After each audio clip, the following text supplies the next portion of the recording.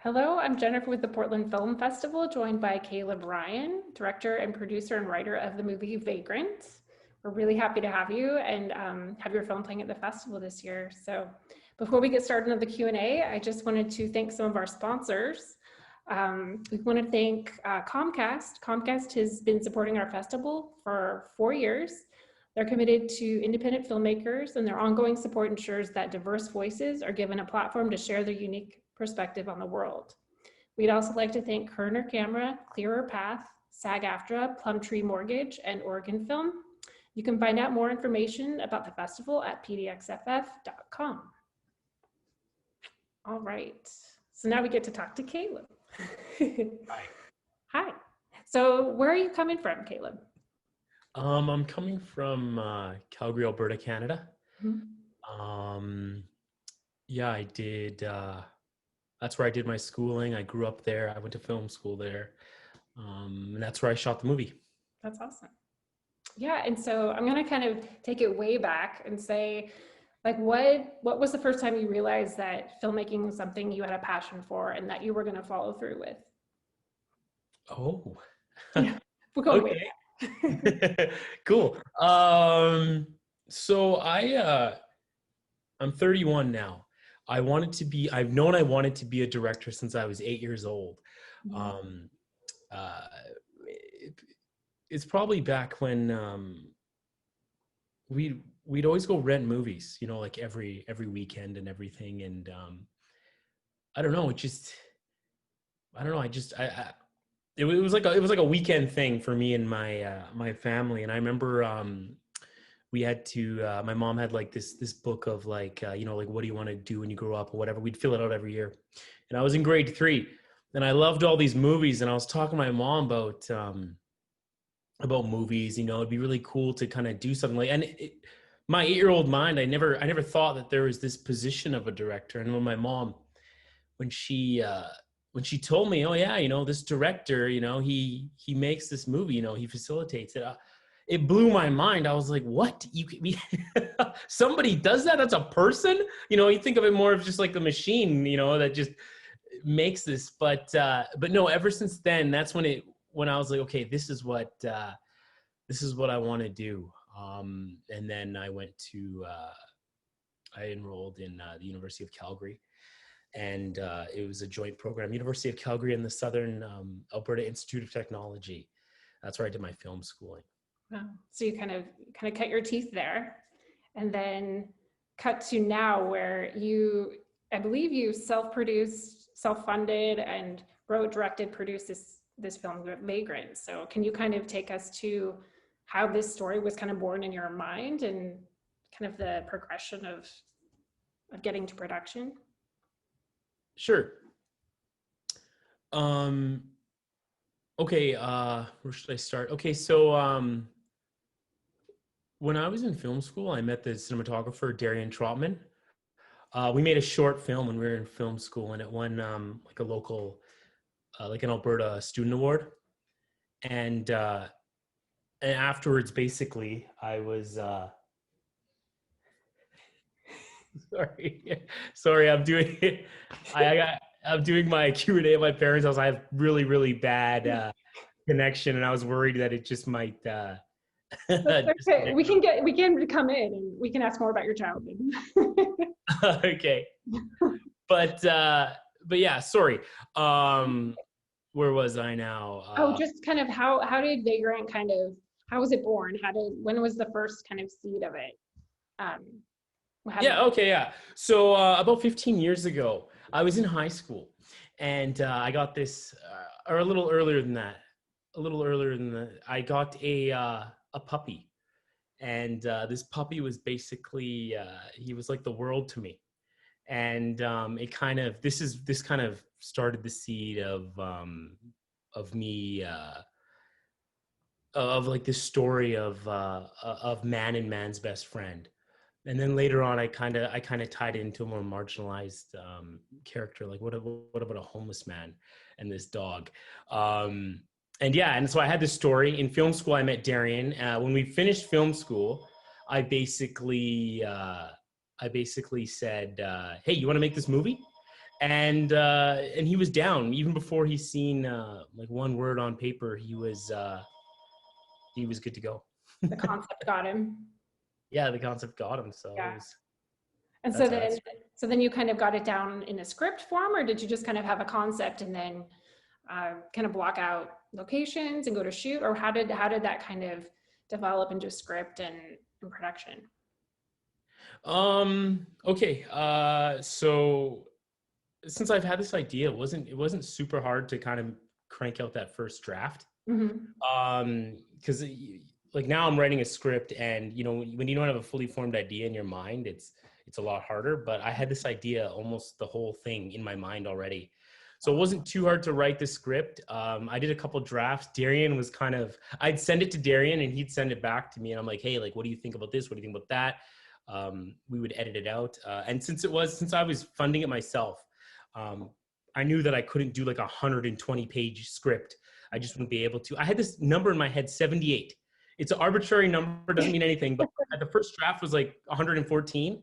Oh, And yeah. then I'm like, okay, I'm going to make every draft after this be 78.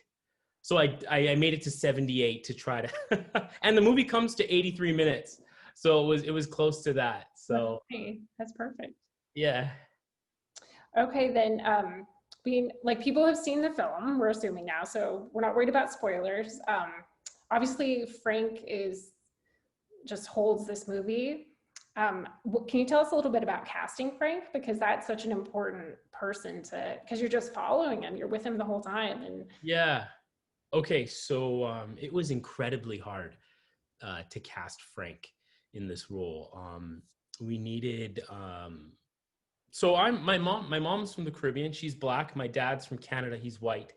And in my mind, I always just had this story of like my mom's whole family here is Black, and I grew up with them, and I just felt like to have a story of a Black protagonist. So we actually cast the family, which was is his family that's in the movie. We cast everybody else, but we needed to find Frank. And in Calgary, we don't have a very large Black population. So, and we never went I guess in the US, you guys have, it's SAG-AFTRA, that's the union. The Actors Union. Yeah. So here we have ACTRA, but I just couldn't afford it. It would like triple my budget if I got them in. So I was like, okay, I'm gonna have to go grassroots. I'm gonna have to find this guy. And we eventually did find him 2 weeks before we started shooting. So it was very stressful. He memorized everything. It was so crazy. And I mean, this is his first feature role as well. So I mean, he'd come to set, we'd be there for 12 or whatever more hours. And then afterwards he would go to his night shift, and then he'd work. And then in like the next 1 or 2 hours, we'd be shooting again. So turnaround basically meant nothing to him. So, like when you see him and he looks just tired and just, this is real. Like he's like, that's how he's feeling. He was going method. Yeah, he's going method. Yeah. Wow. Oh, and you might find this funny too, is so in the VHS scenes, we have an actor that plays young version of Frank. So that actor is actually our DP. Oh, wow. Yeah, this is because we cast an actor. He was 17 at the time, and we went to go get permission from his mom to get the signatures. We shot this at the very last day. We actually shot it with like a high-8 video camera. That's right. So it actually is VHS. And we were improvising the whole last scene because, like when you make when I made like VHS footage, when I was younger in the 90s or whatever, it was always weird and awkward. It was just, so I was like, I don't want to write that scene. I want to have it, like we made beats, but it was all improvised. Yeah. And so back to him, we went to go get permission from his mom. And she's like, okay, yeah, all right. Well, what happens, right? What happens? And so, yeah, and so now I can say spoilers, but we know, what happens to him and what happens to the dog. And the mom was like, nope. She's like, no, I don't want, like it's too sad to, and we're like, fair enough, you're his mom, that's okay. And I was like, Darian, we have a huge problem. We have this scene. Who's gonna play it? And then Darian's like, you know what? I'll do it. So we went to Value Village. He had to, because there's no hair, makeup, and wardrobe, right? So he had to do the 80s kind of style himself, and then Oh, we shot that thing. And it turned out well. He's actually a really great actor. I think he's done some acting in the past, which is very, very fortunate, because I don't know how many circumstances there'd ever be where you would have your cinematographer jump in right. as an actor. That's amazing. Yeah, I was trying to look in your BTS to see if we had any shots of that. No, we don't. But that's very interesting. Yeah, and those moments play so naturally, but there's also like a really key moment that kind of explains a bit of the past and where Frank is in the present when you're with him. But yeah, that was a really great. I love the cutting between. You might have a picture, actually. If there's a guy holding the camera, that's our Oh, cinematographer. yeah. Let's open these up. Let me get them open and we'll here.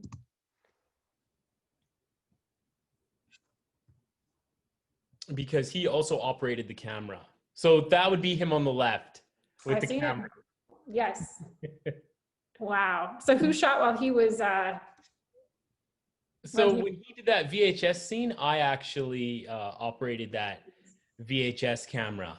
wow. How many days were you guys shooting? We shot 11 days, or Wow.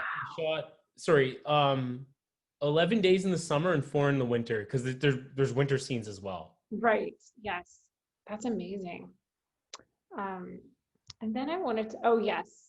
What was it like working with dogs? Can you tell us how you cast your dogs? Yeah, okay. So that puppy you see there, who's no Yeah. longer a puppy now, but Yeah. that puppy, the older version of the dog is actually my friend's dog, Hmm. and we needed a puppy to match, and we went on, I don't know if you guys have Kijiji. Do you have Kijiji? It's like a Craigslist.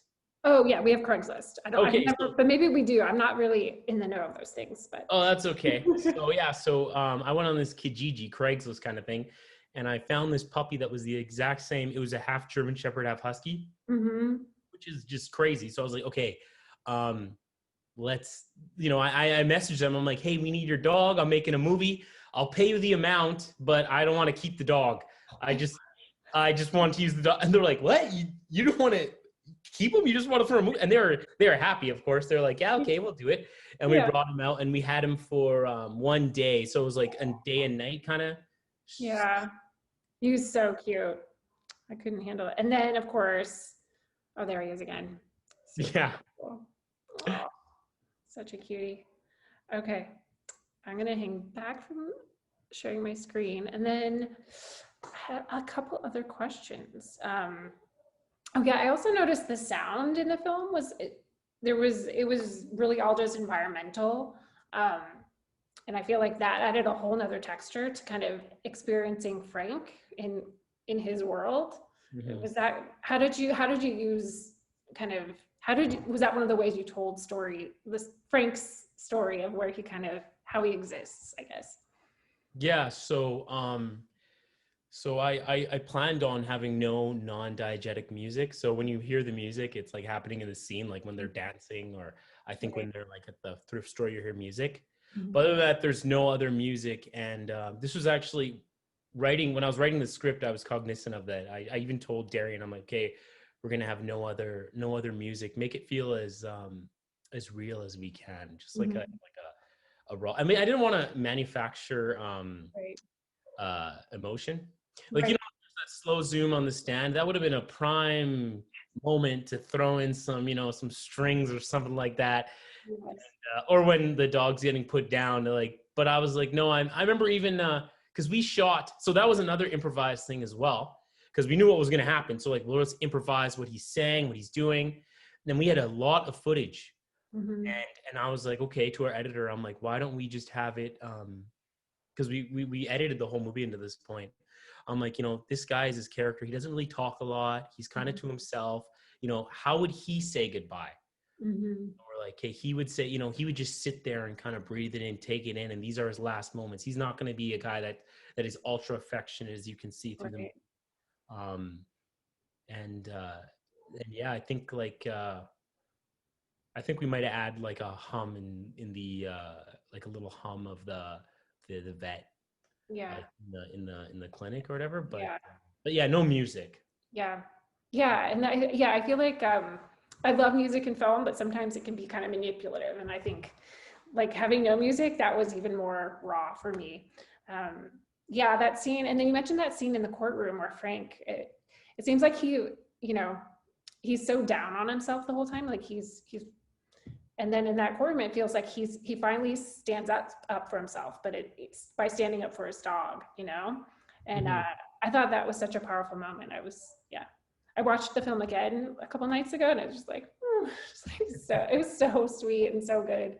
I thought it was amazing. You And know then, that that monologue that he gives, Mhm. because like he's like looking down. I remember I was nervous at one point. I was like, oh, is it gonna look Yeah, like he's reading something? But right. he's not. Like he was completely. I don't know how he did it actually. Like I said, we Yeah, got him 2 weeks before he started shooting, and right. he memorized everything. The monologue was long, Yeah, and I was like, geez, I'm like, are we gonna have to do like like like cue cards or whatever, but yeah, like Marlon Brando Godfather style. But right. he's like no, he got the whole thing. And then I was like, awesome. And then I was looking at it and I was like, oh, I wonder if people are gonna think like, oh, he's looking at something because he's looking down. But that was totally off the dome. He did not Yeah. he memorized that thing, which was Yeah. great. Well, and then he looks up, I think, and I think, He does. He looks up. Yeah, yeah, he yeah, does. at the end. And I feel like when he was looking down, it was just like, yeah, he's still in his own world, but he knows he has to say the stuff. That's how I took it.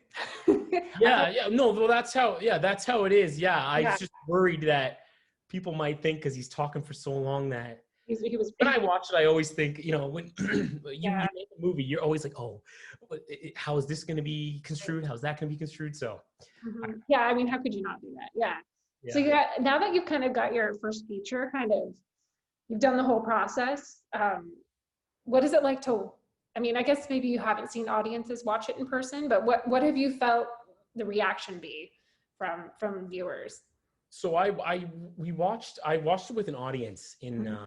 in one film festival, and Oh, it was just nerve wracking. It was yeah, it, I remember sitting there, and you go up, I introduce it, then I didn't know I was gonna have to introduce it. Went yeah. up, introduced it, sat down, and then everyone watches it, and it's socially distanced, right? So it was Mhm. like it was such a weird experience. It's like the theater was sold out, but when you go in, it's not sold out, right? Because they have to socially distance. Right, right, right. So I'm sitting there, and then I watched this movie, and I've seen it so many times through editing, and I wasn't sure what people's reactions were going to be. It was like it was good. Yeah, It was really good. It was overwhelming, actually. yeah. I'll bet. Yeah. Hopefully, you get more experiences like that in theaters. Wish it was more Mhm. like that at our festival this year. But here we are. We're on Zoom.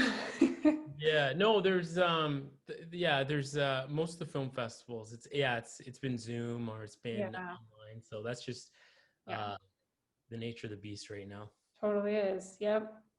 Um, let's see. So what's next for you? You said you're working on a script. What's coming up next? Where can we see your next film?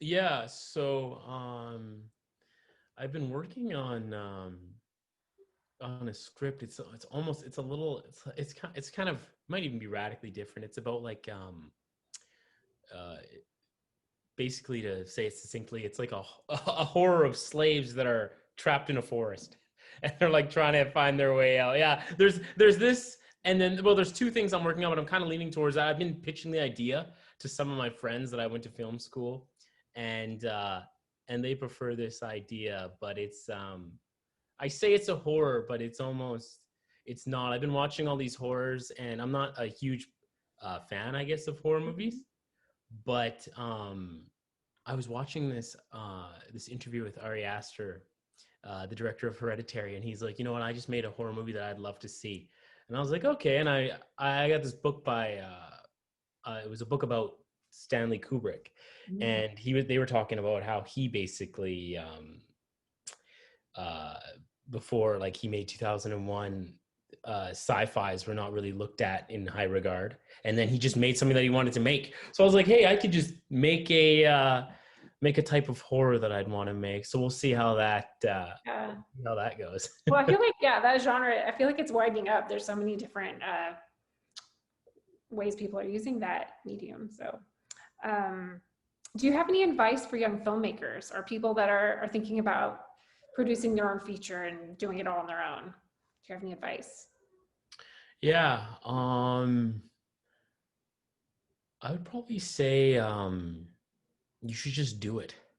Like, just I know it seems kind of crazy to just jump into it, but I mean, like, I went to film school, and I learned a lot, and then I made this movie, and I felt like I only learned maybe 5% of what I learned by doing, right. Right?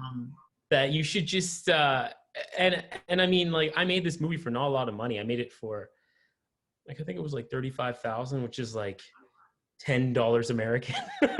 Yeah. No, I don't know what it is. Maybe it's like Yeah. 20 grand or 25,000 American or something like that. Wow. But yeah, it was uh, by doing it too. If you want to do this kind of route, you're gonna learn every single aspect of filmmaking. You're gonna learn editing. You're gonna learn like production, and production is just a never ending, before, during, and after. It just is unceasing.